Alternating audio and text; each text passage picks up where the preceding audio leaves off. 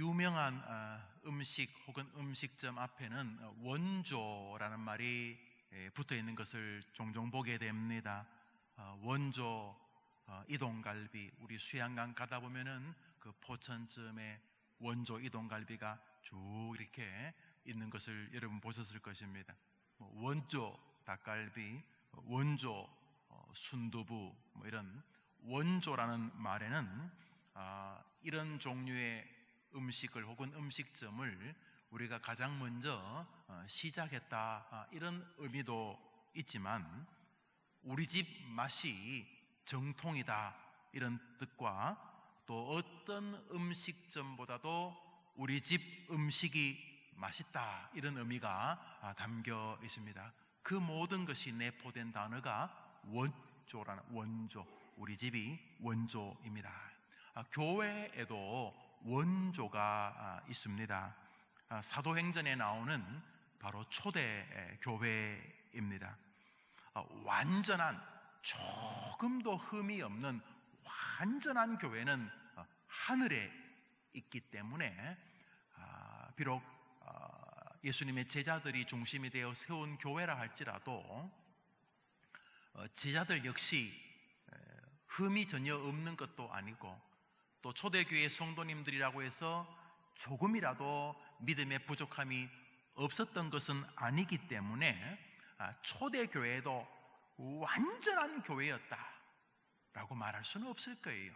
이 땅에 있는 교회였기 때문에 그렇습니다. 그럼에도 불구하고 베드로와 안드레, 야고보, 요한, 그런 제자들이 중심이 되었고, 후에 바울, 바나바, 디모데, 이런 사람들이 합세해서 정말로 교회들의 교회가 되어진 원조 교회였던 예루살렘 교회는 모든 교회가 본받아야 할 만한 아름다움을 많이 가지고 있었던 교회였습니다.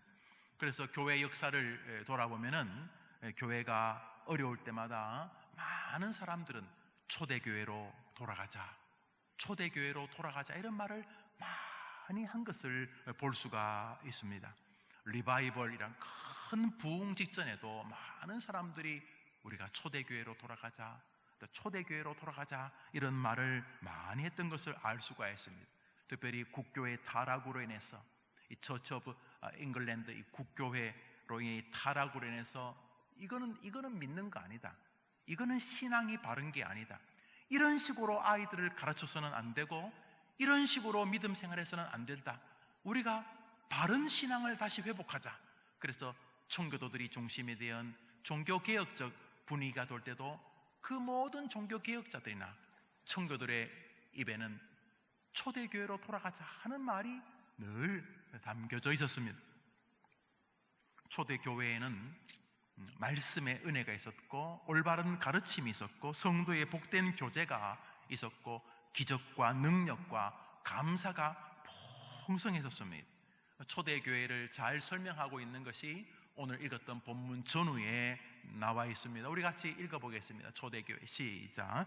그들이 사도의 가르침을 받아 서로 교제하고 떡을 떼며 사도들로 말미암아 기사와 표적이 많이 나타나니 하나님을 찬미하며 또 온 백성에게 칭송을 받으니 주께서 구원받는 사람을 날마다 더하게 하시니라. 교제가 있고, 그 앞에 말씀의 은혜가 있고, 교제가 있고, 성도가 서로 사랑하고 은혜 받고 함께 모이면 찬미하고 떡을 떼고, 또 그런 모습을 보며 세상 사람들은 교회를 놀라워하고 두려워하고, 또 그로 인하여 교회에는 예수 믿는 사람의 수가 자꾸 늘어가는, 말 그대로 교회 안에 교회다움이 풍성했던 교회가 초대 교회였습니다. 신나는 교회고, 힘 있는 교회고, 능력 있는 교회고, 신앙이 성숙하는 교회고, 문제가 해결되는 교회였습니다. 그래서 많은 사람들이 교회가 이렇게 맛을 잃어갈 때, 우리 교회가 초대교회처럼 되었으면 좋겠다, 우리 시대의 교회가 초대교회처럼 되었으면 좋겠다, 이런 말을 많이 했던 것입니다.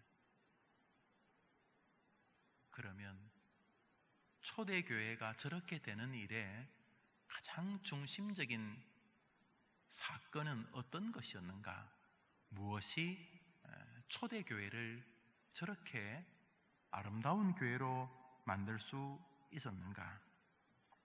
성경을 자세히 보면은 저는 외형적으로 드러나는 교회의 힘, 말씀의 능력, 성도의 사랑, 이러한 교회를 힘있고 능력 있는 교회라고 인정하게 만드는 그런 외부적 요인 밑바닥에 아주 중요한 어떠한 일이 흐르고 있다는 것을 알 수가 있습니다.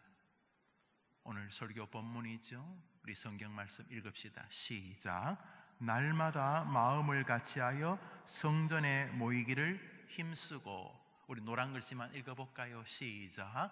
성전에 모이기를 힘쓰고.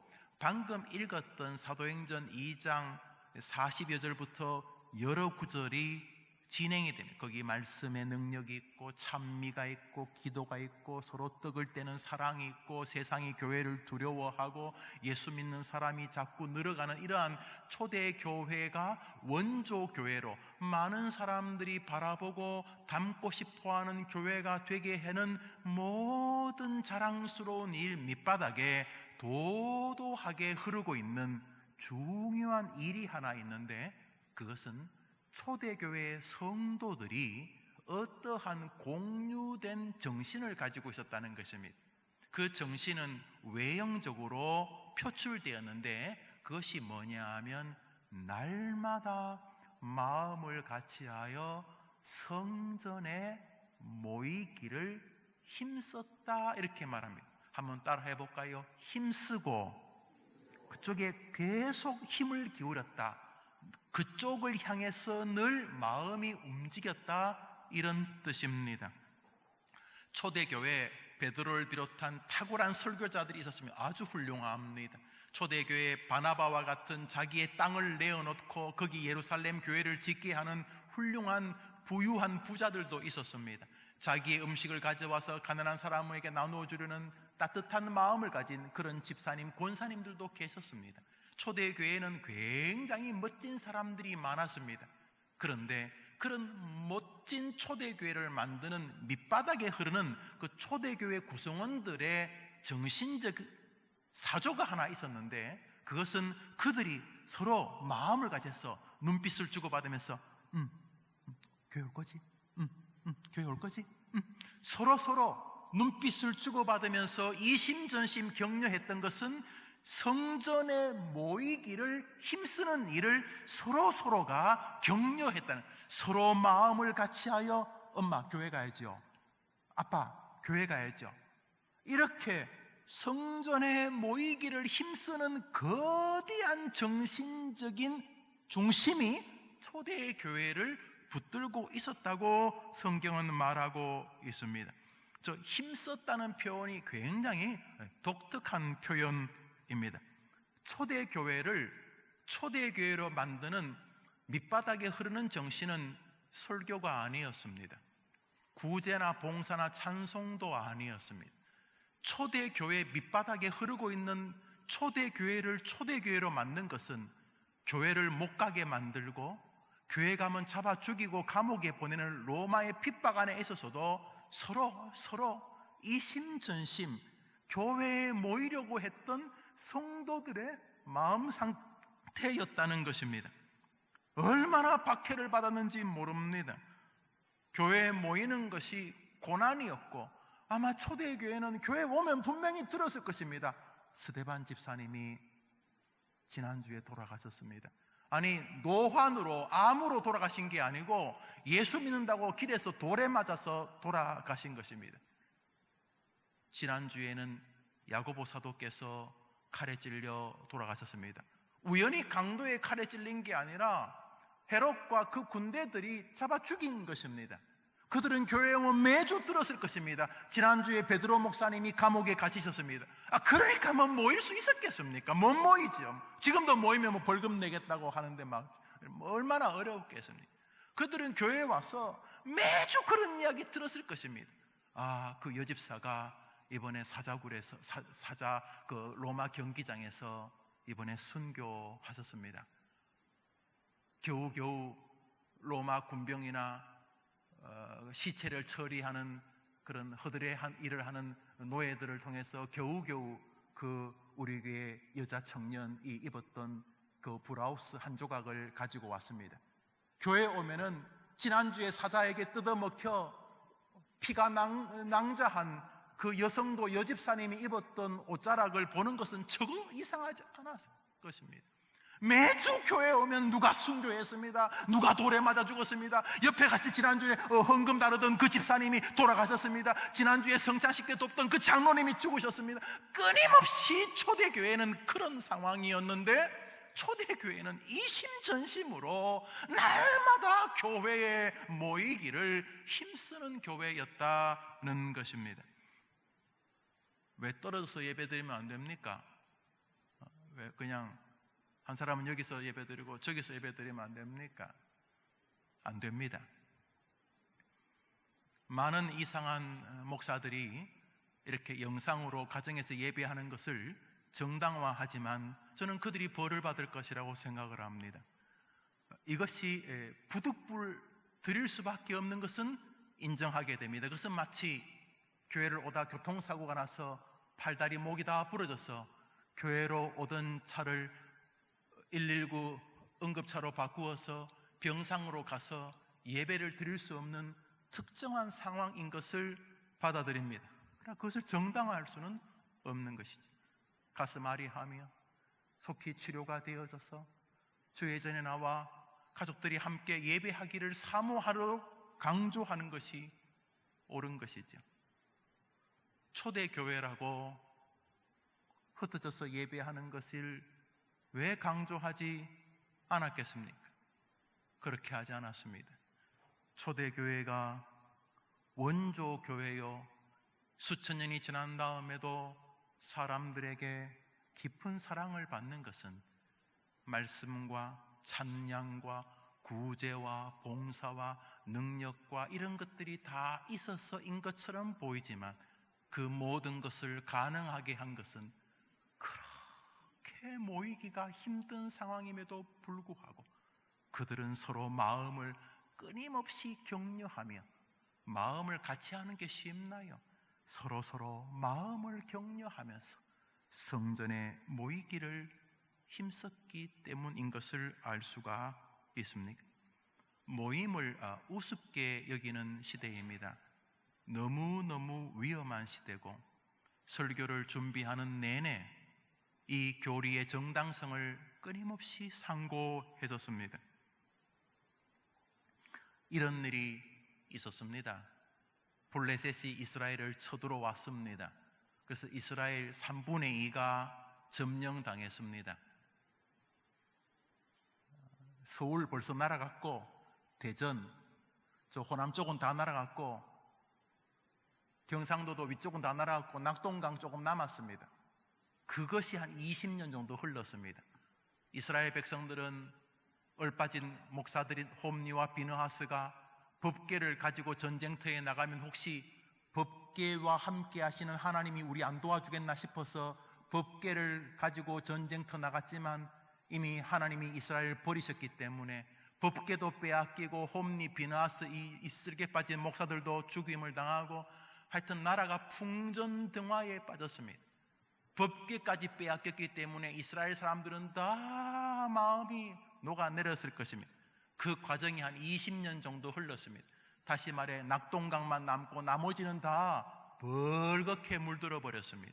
나라가 다 멸망 직전에 떨어지게 되었습니다. 그때 혜성처럼 나타난 선지자가 사무엘 선지자입니다. 그 사무엘 선지자가 그 실망과 좌절과 도탄에 빠진 모든 백성들의 영적인 능력이 다 소멸되어져서 이제는 뭐 블레셋이 하고 바람만 불어도 쓰러지기 일보 직전인 이스라엘을 사무엘이 건져냅니다. 아시죠? 다윗에게 기름을 부어 다윗 왕조를 영광스럽게 출발시킨 사람이 사무엘이었습니다. 그 사무엘이 도탄에 빠진 이스라엘을 건지는 방법은 놀랍도록 단순했습니다. 성경 사무엘상을 한 절 읽겠습니다. 읽읍시다. 시작. 사무엘이 가로되 온 이스라엘은 미스바로 모이라. 내가 너희를 위하여 기도하리라. 한번 읽어볼까요? 노란 글씨만. 시작. 한 번 더. 시작. 가장 먼저 한 것은 기도가 아닙니다. 가장 먼저 기도한 것은 성령께서 역사하시는 것도 아니었습니다. 가장 먼저 한 것은 20년간이나 나라가 바벨론에게 거의 포로 비슷하게, 아직 나라가 휴전선은 있어요. 휴전선은 있는데 나라는 거의 끝장난 상태입니다. 나라는 거의 끝장났는데 아직까지 청와대만 무너지지 않았다는 이런 느낌이라고 생각하시면 될 거예요. 국민들 모두가 블레셋에 벌벌벌 기고 있었어요. 그때 사무엘이 일어나서 온 이스라엘은 미스바라는 게 넓은 광장입니다. 하나님께 예배하기 위해, 기도하기 위해, 하나님 앞에 참회하기 위해, 회개하기 위해 모이라는 게 미스바는 교회라는 걸 말하는 거죠. 이스라엘은 교회로 모이라 그랬습니다. 한번 따라할까요? 이스라엘은 미스바로 모이라. 그것이 기적의 시작이었습니다. 그것이 이스라엘을 좌절과 절망에서 뒤집어 블레셋을 도리어 정복하는 출발이 되기 시작합니다. 뭐요? 모이는 것. 아니, 안 모이고 혼자 기도하면 안 됩니까? 그것은 스스로의 영적인 즐거움을 위하여 드릴 수 있는 기도지만 특정한 기도입니다. 그것은 골방 기도입니다. 교회는 혼자 하는 곳이 아닙니다. 혼자 하는 것은 우리 종교가 아닙니다. 교회는 사람들 속으로 들어오는 종교입니다. 너희는 산속의 빛이다. 아니면 그건 기독교 아닙니다. 너희는 세상의 빛이다. 교회는 세상으로 자꾸 오는 것입니다. 교회는 저 산에 뭐 지어놓고 하는 거 아닙니다. 교회는 사람들 사이로 들어가는 것이 교회이기 때문입니다. 너희들은 모이라. 그것이 이스라엘을 도탄에서 건지는 길이었습니다. 그래서 놀라운 일은 말입니다. 저 모임의 법칙을 영적으로 깨닫는 세력이 있었으니 바로 저기였습니다.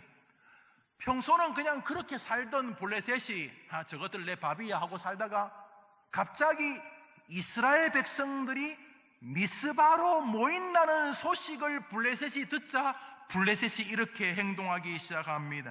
우리 읽읍시다. 7절입니다. 시작. 이스라엘 자손이 미스바에 모였다 함을 블레셋 사람이 듣고 그 방백들이 이스라엘을 치러.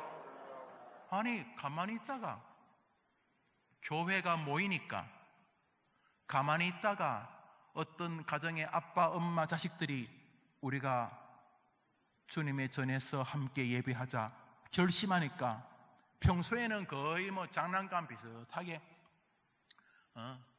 광대 그 삐에로 가지고 있는 그 공깃돌이나 곤봉처럼 그냥 우리들을 가지고 놀던 블레셋이, 사단이 우리가 모이려고 하니까 긴장하기 시작합니다. 블레셋 사람들이, 이스라엘 사람들이 모인다는 소식을 듣자 전쟁을 일으키기 시작합니다. 놀랍게도 모임은 이전의 삶과 다른 삶을 가져왔습니다. 느낄 수 있죠? 계속 포로적 삶을 살아갑니다. 어떡하겠어, 헬조선. 어떡하겠어, 취직도 안 되고. 어떡하겠어, 이래 살다 죽는 거지. 거의 블레셋 밑에 깔려가지고 블레셋이 하자는 대로 하던 사람들이 이건 아니지 않나? 내가 주님 앞에 믿음의 백성들과 함께 모이는 곳에 있어야 하지 않을까? 내가 주님의 백성들이 있는 곳에서 함께 발견돼야 되는 거 아닐까? 내가 주님을 함께 예배하는 사람들과 모여 주님을 경배해야 되는 것 아닐까? 이러는 순간 그 전의 삶과 다른 삶이 펼쳐지던 것을 알 수가 있습니다. 우선 블레셋은 이스라엘 백성들이 평소 그냥 교회 오고 싶으면 오고 안 오고 싶으면 안 오고 별 관심이 없었습니다. 내버려 뒀습니다. 그러나 그들이 믿음을 공고히 해서 얘들아 교회 가자, 아빠 엄마 다시 우리 신앙생활을 바르게 해요. 한 백성들이, 한 가정이, 한 교회가, 한 국가가, 한 교회 공동체들이 모이려고 결심하자 사단은 긴장하기 시작했어요. 왜요? 모임에 어떠한 일을 사단의 원수이신 하나님, 사단에게는 하나님 원수겠죠. 그 사단 입장에서는 자기 원수가 그 백성들이 모일 때 어떻게 반응하는지를 사단이 알기 때문에, 사단은 깨닫기 때문에 모임을 와해하려고 전쟁을 일으킵니다. 그러나 또 놀라운 일은 바로 모이는 사람들입니다. 평소에 그냥 죄 속에 버무려 살고 그냥 세상이 하자는 대로 세상이 이러라면 저라고, 세상이 이러라면 이러고, 세상이 저러라면 저라고 뭐 그러던 비실비실한 이스라엘 사람들이 미스바로 모이라는 사무엘의 말에 모여들기 시작하자 적들도 긴장하지만 이스라엘 사람들도 변화가 생기기 시작했습니다. 단지 모인 것밖에 없는데 우리 성경 말씀 읽어봅시다. 시작. 그들이 미스바에 모여 거기에서 이르되 우리가 하나님 여호와께 범죄하였나이다. 평소에는 뭐 그래 살던 사람이 놀랍게도 주님의 전에 주님의 백성들과 함께 하나님 앞으로 모이자 그 모임 안에 있는 독특한 영적인 에너지가, 그 모임 안에 있는 독특한 하나님의 섭리가 작동하기 시작하는데, 평소에는 뭐 별짓 다 하던 인간들이 모여들기 시작하자 오 하나님, 우리가 하나님께 잘못해서 이런 꼴을 겪고 있나이다 하면서 하나님께 회개하기 시작하고, 하나님과 바른 관계가 회복되어지고 우상을 버리고 하나님의 백성으로 다시 세워지는 출발이 되었던 것이며, 뭐요? 모인 것밖에, 아무것도 한 거, 모인 것밖에 한 게 없어요. 그냥 모인 거, 아무것도 안 했어요. 그래 모이는 것. 그래서 지금도 모이면 사람들이 긴장합니다. 기독교인들이 모이면 세상이 뜹니다. 세상이, 사단이, 그리스도인들이 모이면 두려워합니다. 모이면 그 안에, 모임에서 하나님이 개입하시는 독특한 세계가 존재하기 때문입니다. 뒤에 설교하겠습니다만 땅끝까지 이르러 내 증인이 되라 하는 구원 사명, 복음 전파도 모이는 것의 변형된 명령인 것을 알 수가 있어요. 모임은 그 자체가 기독교인의 선교적 사명이요 소명이요 존재 이유입니다. 주목할 일은 20년 가까이 패배의식에 이렇게 눌려있던 이스라엘 백성들이 모이자 이스라엘 내부도 변화가 되고 모이자 세상도 변화되기 시작했다는 사실입니다. 그런데 가장 중요한 일은 이스라엘 백성들이 모이자 하나님이 특별한 사건으로 개입하셨다는 사실입니다. 우리 성경 말씀 사무엘상 7장 뒷구절 읽습니다. 시작. 그날에 여호와께서 블레셋 사람에게 큰 우레를 발하여 그들을 어지럽게 하시니 그들이 이스라엘 앞에 패한지라. 아무것도 안 했어요. 모인 것밖에 없어요. 모였는데 사단은 사단대로 긴장하고 그냥 모였는데, 모이기 전에 그 인간이, 모인 이후에 그 인간이 그 인간 아니에요. 그러나 모이기 전에 혼자 그냥 뭐 믿음 지킨다고 그러던 사람들이었는데, 모이니까 그 모임 안에서 무언가 설명할 수 없는 영적 세계가 움직였습니다. 무엇보다 모이니까 남도 변하고 나도 변하는 게 중요한 게 아니라 모이자 하나님이 개입하셨습니다. 할렐루야. 믿음으로 가족들이 모이면 그 가정의 역사가 일어납니다. 한번 아멘 해보세요. 한 번 더 할게요. 믿음으로 그 가족들이 모이면 그 가정의 역사가 일어납니다. 여러분이 부인하든 말든 변함없는 하나님을 기억해야 됩니다. 조국 교회가 다시 성도들이 모임의 법칙을 기억하면 제2의 부흥이 일어날 줄 저는 믿습니다. 백성들이 모이자 사단도 긴장하고 백성들도 변화되었지만 가장 큰 변화는 하나님의 개입이셨습니다. 그들이 모이자 하나님이 천둥과 번개로 블레셋 진영을 치셨습니다. 그날의 블레셋 진영은 이스라엘 백성들이 모이자 무슨 일이 벌어지는지를 직접 경험했었습니다. 그래서 믿음의 백성들, 특별히 믿음장이라고 하는 히브리서 11장을 기록한 히브리서 저자는 이 모임의 법칙과 모이지 않는 법칙 사이에 인과관계가 있다는 것을 분명히 깨달았습니다. 그래서 모이지 않는 것에 대해서 끊임없이 긴장하라고 말합니다. 다시 말해, 교회 예수 믿으면 되지 꼭 뭐 교회 가야 되냐 이렇게 말하는 사람들, 아니 뭐 굳이 꼭 집에서 영상으로 예배해야 돼? 교회 가야 돼? 영상으로 뭐 하면 되지? 이러는 사람들 말했죠. 부득불 교회를 오다가 갑자기 교통사고가 나서 팔다리 목이 부러져서 깁스를 하고 병상에 누워있는 것이 정상적인 것이 아니죠. 그렇게 그 시간이라도 예배를 영상으로도 드리는 것은 어쩔 수 없는 일이지만 그것은 정상적인 일이 아니기 때문에 격려하거나 권면할 일이 아니고 그 일에 대하여 끊임없는 애통함과 두려움을 가져야 되는 것이죠. 거꾸로 된 것이죠. 거꾸로. 도리어 그것을 정당화하는 방식으로 되는 것은 너무 위험한 거죠. 너무너무 이상한 목사들이 많은 시대입니다. 그러나 오늘 저 성경 안에 아주 중요한 사건은 모임이 가지고 있는 하나님의 명령의 진행 과정에 우리의 관심이 있어야 한다는 점입니다. 히브리서 저자는 정확히 꿰뚫고 있습니다. 히브리서 10장입니다. 읽읍시다. 시작. 모이기를 피하는 어떤 사람들의 습관과 같이 하지 말고 오직 권하여 더욱 그리하자. 초대교회로 돌아가자고요?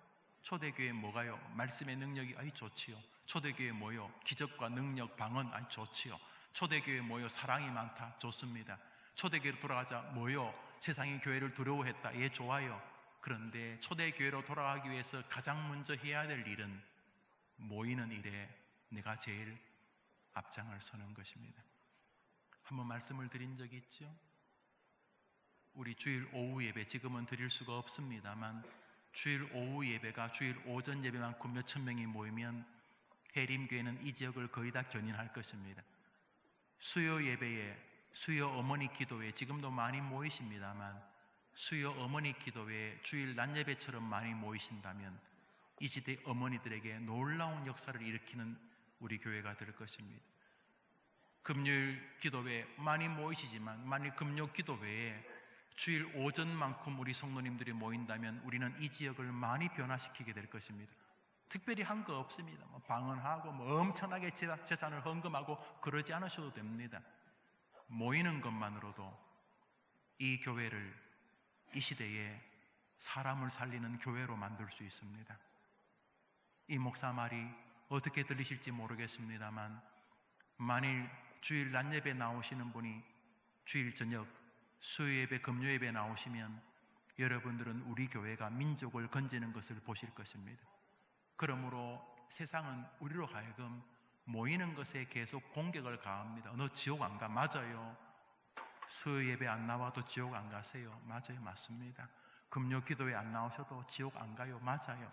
그래서 사단은 계속 모이기를 자꾸 패하게 합니다. 왜요? 주일 낮 예배 모이던 사람이 주일 오후 예배 모이면 역사가 일어나는 것을 사단이 알기 때문입니다. 교회 부흥을 위해서 여러분이 엄청난 헌금을 안 하셔도 됩니다. 여러분이 교회 부흥을 여러분이 주님의 나라를 활성화시키기를 원한다면 여러분은 모임에 가지고 있는 능력을 존중하면 됩니다. 내가 성도들이 주님의 이름으로 모이는 곳에서 발견될 것이다. 내가 엄청난 능력이나 재주가 없어서 교회에 큰 기여는 못할지 모르지만 내가 그 자리에 앉아서 하나님을 경배하고 찬미하고 찬양하는 일에는 늘 발견되는 사람이 되겠다. 우리 해림교회가 이 땅의 교회들을 교회로 만드는 일에 쓰임받기를 원한다면 우리가 할 일이 아주 한 가지 있습니다. 모이는 일입니다. 모이는 일이 가지는 능력은 말로 할 수 없는 능력입니다. 여러분의 가정에 은혜가 임하기를 원하면 가족들이 함께 그리스도의 이름으로 교회에 모이는 일에 힘을 쓰는 것입니다. 나머지 일들은 하나님이 우레와 천둥과 번개로 하실 줄 믿으시기를 바랍니다. 이 얼마나 쉬운 방법입니까? 나는 아무것도 한 거 없는 건 아니죠. 모이는 일에 힘을 쓴 거죠. 그냥 모이는 일에 힘만 썼는데 그렇게 하려고 해도 안 되던 일들을 하나님이 하기 시작했습니다. 모임 안에는 놀라운 영적 세계가 존재하기 때문입니다. 그런 면에서 믿음이 병들면 가장 먼저 나타나는 현상이 주회전에 모이는 일을 불편해하거나 등한히 하게 되는 일입니다. 사단은 압니다. 성도들이 예수 이름으로 모이면 무슨 일이 벌어지는지를. 저는 이 소원은 우리 교회가 예배당을 지은 지 2년 이렇게 지나가고 있습니다만 참 많이 모이십니다. 생각한 것보다 저는 몇 배나 더 많은 교인들이 모이니 참 감격스럽고 고맙습니다. 앞으로도 더 모이시려고 하니 너무 고맙습니다. 그러나 제 소원은 우리만 많은 교인이 모이는 교회가 되는 것이 아니고 대한민국 교회가 우선 가깝게는 우리 강동, 서울 강동, 미사, 하남 이 주변에 있는 교회들이 정말 주일이면 예배당의 성도들로 가득 차는 것입니다. 할렐루야!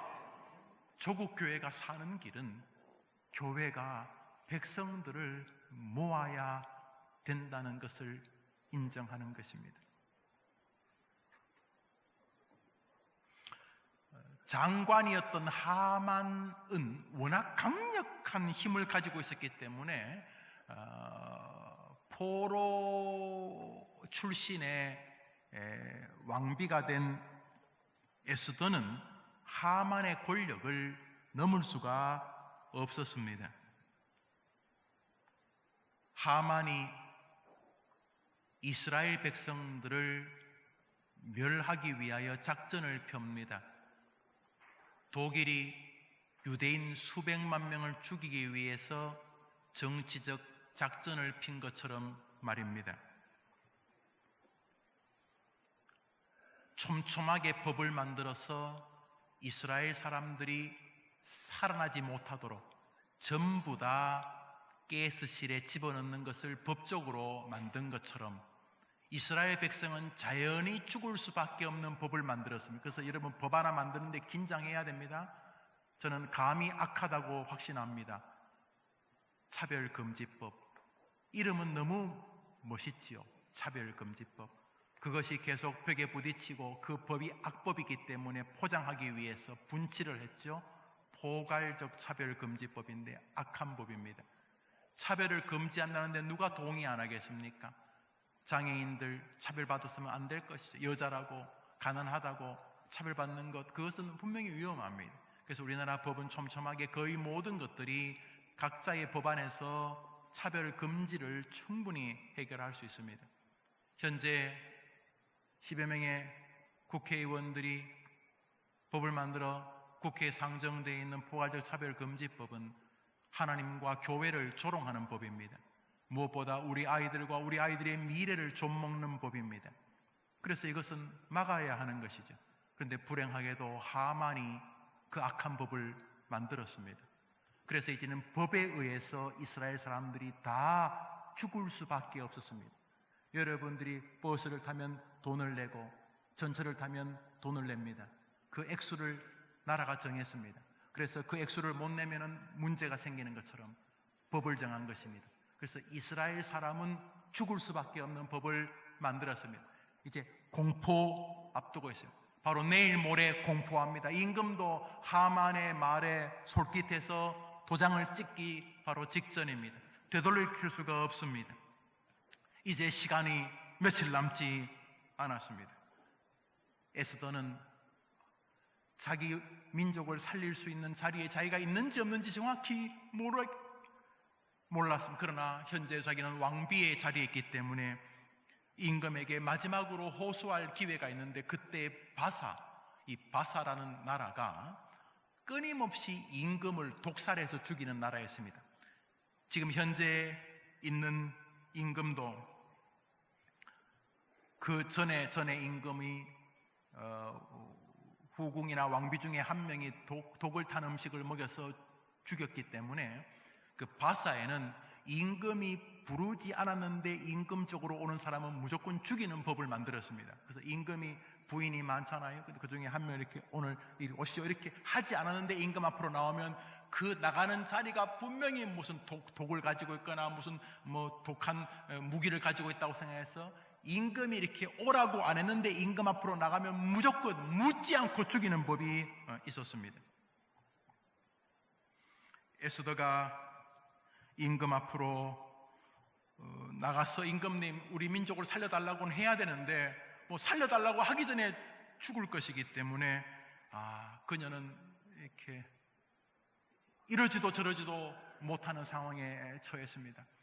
그 임금 앞에 가서 임금님, 저 하만 장군이 우리 하만 장관이 우리 민족을 다 죽이려고 하는데 사실 하만 장관이 올린 서류는 다 그럴듯하지만 다 가짜입니다. 그 서류가 뭐 처음부터 끝까지 정말 완벽해 보이지만 그거 다 가짜입니다. 그러면 안 됩니다.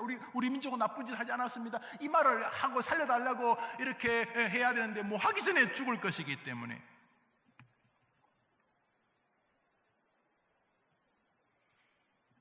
그때 에스더가 자기 사촌 오빠 모르드게에게 사람을 보내 부탁을 합니다. 오빠는 사실 나이가 굉장히 많은, 그러니까 말이 사촌이 이제 거의 아버지 뻘인데 이 모르드게가 양녀로 에스더를 키웠거든요. 뭐 아버지 같은 사람이죠. 오빠, 제가 지금 왕비가 되긴 되었는데 사실 별로 힘도 없는 왕비잖아요.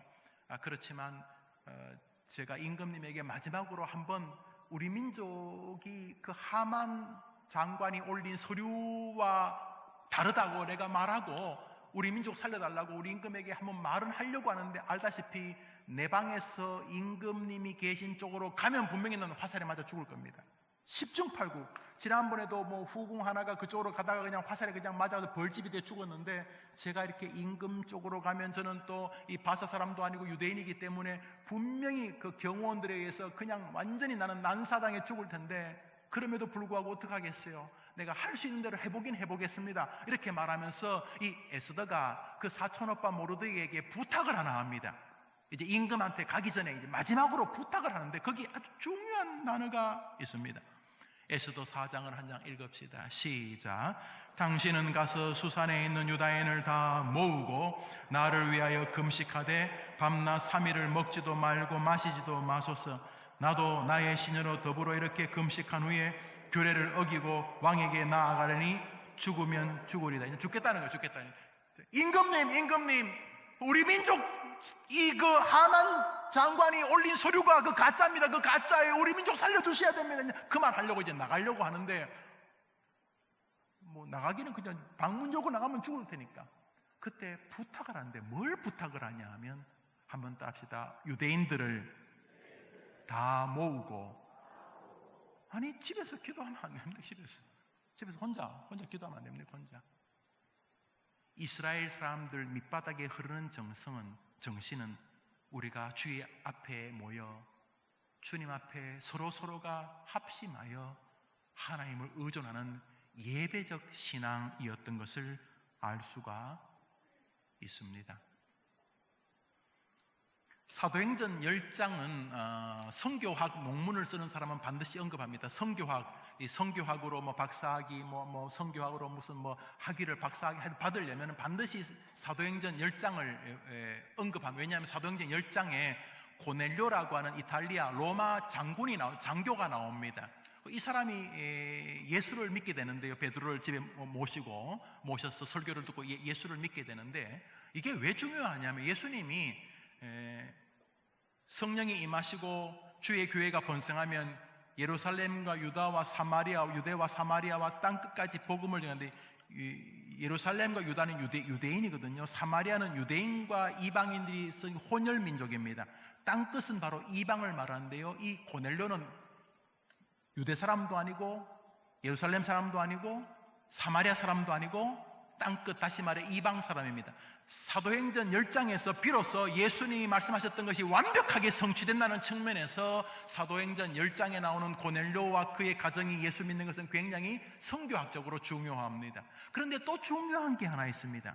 이 고넬료와 그 가정이 예수 믿은 것이 한 장 전체를 차지하고 있는데요, 여기 이 고넬료가 하나님이 기뻐하시고 고넬료의 집에 성령이 임하고 하나님이 이 고넬료의 집에 베드로를 보내기 위해서 베드로에게 환상을 주십니다. 막 하늘에서 뭐 이상한 뭐 돼지 족발 같은 거 내려오는 그런 꿈을 꾸는데요, 그것을 막 잡아 먹으라 해서 이스라엘 사람들은 이게 굽이 갈라지지 않는 그런 돼지 같은 음식을 안 먹는데 막 먹지 말라는 거 있잖아요. 그 이스라엘 사람들이 안 먹는 게, 이스라엘 사람 안 먹는 걸 보통 우리 한국 사람은 다 좋아해요. 그 비늘 없는 장어 이런 것들 뭐 하늘에서 막 그런 게 내려 이스라엘 사람들은 그게 청결하지 않다고 해서 그런 거 안 먹어요. 그랬더니 하나님이 내가 깨끗하게 했는데 네가 왜 안 먹냐? 그래서 막 족발 먹으라 가지고 막 베드로가 막 족발 같은 거 억지로 하면 이 사람 왜 저런 거 먹으라 하지? 이러는데 꿈을 깼어요. 그러는데 고넬료에서 사람을 보내어 오는 거예요. 그래서 하나님이 이방 사람들에게도 복음을 전하라고 하는구나 하는 것을 이렇게 깨닫게 되는 점. 이 가정에 큰 역사가 큰 부흥이 고넬료의 가정에 큰 부흥이 일어나는데요. 고넬료의 가정에 큰 부흥이 일어나는 장면을 기록하는데 성경은 아주 독특한 한 구절을 기록하고 있습니다. 고넬료가 베드로를 모시고 오는 그 즈음의 내용입니다. 사도행전 10장 읽습니다. 시작. 이튿날 가이사랴에 들어가니 고넬료가 일가와 가까운 사람들을 노란 글씨 읽어볼까요? 시작. 한 번 더 시작. 여러분, 성경에 필요 없는 말을 쓸까요? 고넬료가 기다렸다고 해도 되는 거 아니에요? 중요한 건 고넬료 집안이 예수 믿었던 것인데 고넬료가 가족들과 친구들까지 모아서 예배를 기다리고 있었다는 것을 기록하고 있습니다. 성경이 말하고 싶은 내용을 우리의 죄성 때문에 자꾸 뒤로 미루어서는 안 됩니다. 믿음에 문제가 생기면 성도들이 모이는 저 일을 등한히 하거나 모이지 않아야 될 새로운 철학을 자꾸 개발하게 됩니다. 반대로 믿음이 건강해지면 주의 전에 모여 성도들이 함께 예배하는 곳을 사모하게 됩니다. 여러분의 첫 신앙을 한번 생각해 보시기를 바랍니다. 하도 악한 자들이 많아서 엘리야가 적지 않게 지쳤습니다. 엘리야가 열심히 혼자 목회를 했는데 이제는 너무너무 힘이 들었습니다. 그래서 엘리야가 이젠 더 이상 하나님 이제 못하겠습니다 라고 말하는데 그 못하겠다고 하는 말이 뭐냐면 이것입니다. 열왕기상 18장 19장 읽읍시다. 시작. 엘리야가 이르되 여호와의 선지자는 나만 홀로 남았으나 바알의 선지자는 450인이로다. 오직 나만 남았거늘 그들이 내 생명을 찾아 빼앗으려 하나이다. 이제 엘리야가 이제 목회 그만하겠다는 거예요. 아이고 하나님, 저도 할 만큼 했고요. 이제 벌써 30년째인데 이제 그만하고 싶습니다. 김용우 소새끼 말새끼 이제 그만 이제 그것도 이제 그만 듣고 싶고 이제 그만하고 싶습니다. 이런 거겠죠. 엘리야가. 제가 그렇다는 게 아니고 엘리야가 아이고 이제 그만하랍니다. 그럼 그만하겠다는 이유가 뭐냐면 봐요, 나밖에 없잖아요. 다 없잖아요. 다 이제 저밖에 없잖아요. 이렇게 말하면서 하나님 앞에 너부러져 있으려고 할 때에 하나님이 이놈의 자식이 이거 사도신경 100번 외우고 주기도문 150번 쓴 다음에 가져와 이러시거나 빠져가지고 이거 금식 40일 돌입 시작 이러시거나 철야기도 몇 주간 해 이러지 않았었습니다. 저렇게 지친 엘리야에게 하나님이 위로를 하시는데 뭐라고 위로를 하시냐 하면 이렇게 위로를 하십니다. 열왕기상 19장입니다. 시작. 내가 7,000인을 남기리니 주님이 지친 엘리야에게 뭐라고 위로합니까? 한번 따라합시다. 너 혼자 아니다. 한번 더 합시다. 너 혼자 아니다. 7,000명이 있다. 여기 중요한 것이 뭐냐 하면 서로 모이는 것은 하나님께만 기쁨이 되는 게 아니라 성도 서로에게 힘이 된다는 사실입니다. 중요한 사건입니다. 교회는 천사들이 모이는 곳이 아닙니다. 그렇고 세상에 이리 찢기고 저리 찢긴 연약한 인생들이 모이는 곳입니다. 그런데 하나님은 성도들이 함께 모이는 것이 서로에게 힘이 되면 어디까지? 엘리야 같은 그 탁월한 종에게까지 모이는 것이 힘이 된다는 사실 때문입니다. 여러분이 목사를 동역해 주셔서 감사합니다. 시마다 때마다 기억해 주시는 분들 많고 너무 감사하고 기도해 주셔서 너무 감사합니다. 정말로 저를 위해 많이 기도하시는 걸 느낄 수 있습니다. 너무너무 고맙습니다. 그러나 한 가지 더, 아니 좀 더 본질적인 것을 여러분에게 부탁을 드리고 싶은 것은, 어디 저 같은 이 허접한 종을 저 위대한 엘리야와 비교 불가능. 저는 저분 발바닥 때만큼도 못 될 겁니다. 제가 저를 하고 어떻게 감히 견줄 수가 있습니까? 850대 1로 바알 선지자와 싸워 이긴 분인데 제가 저런 분을 어떻게 이길 수 있겠습니까? 그런데 저 엘리야도 너 혼자 아니다, 이 말이 격려가 되기 때문에 하나님이 그렇게 말씀하신 것 아닙니까? 여러분이 혹여나 성도들끼리 격려할 뿐만 아니라 이 목사를 격려하고 싶다면 모이는 자리에 계시는 것입니다. 그것이 놀랍게도 여러분의 동료와 이웃과 가족과 부모와 형제와 성도와 목사까지도 돕는 길입니다. 빌립보서 4장은 바울의 이야기입니다. 읽읍시다. 시작.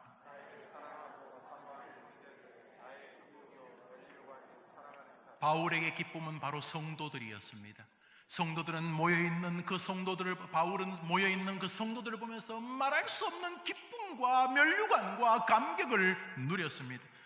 서로를 돕고 싶다고요? 모이시는 것입니다. 혹시 목사를 돕고 싶다고요? 모이시는 것입니다. 야, 저 성도님은 주일 낮에도 계시고 주일 전에 수요일도 계시고 저분은 항상 이렇게 눈을 들어보면 늘 그 자리에 계시는, 바로 그런 분들이 서로를 돕는 방법이고 목회를 돕는 길입니다. 사도 바울은 모인 성도들을 통해서 위로와 기쁨과 가족애를 느꼈던 것입니다. 마지막 성경 구절 읽고 마칩시다. 로마서 16장입니다. 시작. 주 안에서 택하심을 입은 루포와 그 어머니에게 문안하라. 그 어머니는 곧 내 어머니라. 남입니다. 루포 누군지 모릅니다. 저는 루포가 누군지도 모르니까 루포의 어머니도 좀 모르는 사람입니다. 그런데 사도 바울은 말합니다. 루포, 그리고 루포의 어머니는 내 어머니다. 사도 바울, 이 바늘로 찔러도 피 한 방울 나올 것 같지 않은 이 단단한 사도, 단단한 목사, 단단한 선교사인 사도 바울도 성도들에게서 사랑과 위로와 어머니 같은 가족애를 느꼈던 것입니다. 바울을 바울되게 하는 힘이 놀랍게도 하나님이 주신 은혜와 함께 모인 성도들이었다는 사실을 발견할 수가 있습니다. 설교를 맺습니다. 엘리야에게도 사람들이, 바울에게도 모인 사람들이, 풍전등화였던 이스라엘도 미스바의 사람들이 모였을 때에, 초대교회도 사람들이 힘써 모이려고 했을 때 거기 놀라운 영적 세계가 임했다는 사실을 알 수가 있습니다. 땅끝까지 이르러 내 복음을 증거하라는 예수님의 말씀은 주의 백성들이 주의 전에 모이게 하라는 말과 같은 말이지 않습니까? 결국 모임이라는 것 자체가 하나님이 우리를 기대하시는 선교적 사명의 숙제라는 사실을 알 수가 있습니다. 모이는 것은 하나님께 기쁨이 되고, 모이는 것은 성도에게 힘을 주고, 모이면 그 안에서 자기의 죄를 돌아보게 되고 자기가 해야 될 성도 섬김을 배우게 되고, 모이면 말씀을 깨닫게 되고, 모이면 자기의 죄를 회개하게 되고, 모이면 사단과 싸울 능력을 얻게 되며, 모이면 서로를 격려하게 되고, 모이면 교회의 지도자들에게도 말할 수 없는 힘을 다시금 일으켜 세우는 에너지가 되는 것을 볼 수가 있습니다. 놀랍게도 이스라엘 백성이 모이자 하나님이 개입하셨습니다. 모이자 블레셋의 억압에서 벗어나기 시작했습니다. 모이자 문제가 해결되기 시작했습니다. 모이자 하나님을 경배하고, 모이자 설교의 능력이 임하게 되었습니다. 모이자 기도가 응답되기 시작했습니다. 할렐루야. 코로나19로 인하여 사단은 일부분 승리해 보입니다. 그러나 저는 그렇게 생각하지 않습니다. 모이지 않았기 때문에 신앙이 침체하거나 뭔가 믿음이 좀 이상해진다는 것을 느끼는 성도들이 많아지는 것은 침체로 갈 수도 있지만은, 내가 이렇게 소파에 앉아서 런닝 입은 채로 다리 꼬고 화면에서 울려오는 예배를 따라 예배하는 게 과연 옳은 것인가? 이런 식으로 예배하다가 죽어서 주님 만나면 가능한 복을 받을 수 있겠는가? 내가 이런 식으로 예배하는 것을 우리 가족들과 우리 후손들과 손자, 손녀들이 이후의 신앙에 도움이 될 것인가? 무엇보다 내가 이런 식으로 예배하고 있는 것이 내 믿음을 세상과 싸워 이길 수 있는 믿음으로 강화시키는 과정이 맞는가? 최종적으로 하나님은 이렇게 예배하는 나의 예배를 정말로 기뻐하실까?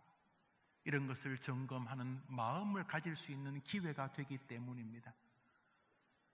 병상에서 너무도 교회를 오고 싶은데 오지 못하는 성도님이 조금 몸이 좋아져서 주예전에 왔을 때 몸이 좋아진 것이 감사한 것이 아니라 주예전에 올 수 있었던 것이 감사하다고 말씀하시는 것을 들은 적이 있습니다. 많은 한국의 기독교인들은 코로나19 사태로 부서진 예배를 드리면서 불행하게도 거기 몸이 있겠지만은 어떤 그리스도인들은 코로나19와 정부의 지침에 의하여서 많이 비틀려져 있는 예배를 가슴 아파하는 아픔이 깊어져서 예배를 사모하고 함께 주예전에 모여 예배하는 초대교회를 그리워하고 이제 내가 죽는 날까지 예배하는 공동체에서 믿음의 호흡을 같이 하며 옆 사람의 숨결을 느끼고 옆 사람의 갈급함의 온기를 느끼며 주예전에서 함께 모여 예배하는 그 영광의 기쁨을 놓치지 않겠다는 예배 사모와 모임 사모의 갈망을 다시 한번 갖게 할 수 있는 기회가 될 수 있다는 측면에서 코로나19의 이 황당한 사태는 세상뿐 아니라 조국 교회 그리고 주님을 사모하며 모임 안에 있는 선교적 사명과 모임이 가지고 있는 능력을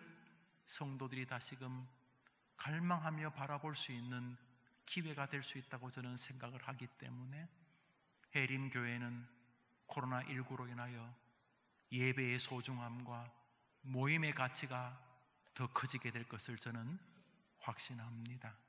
하나님께서 우리 교회뿐만 아니라 대한민국 교회들에게 미스바로 모여서 문제를 해결하던 영광을 회복하는 은혜가 임하게 되기를 주님의 이름으로 축복합니다. 기도하겠습니다. 우리 기도하기 전에 우리 찬송 하나 할까요? 우리 모일 때 주 성령 이 말이 우리 노래하겠습니다.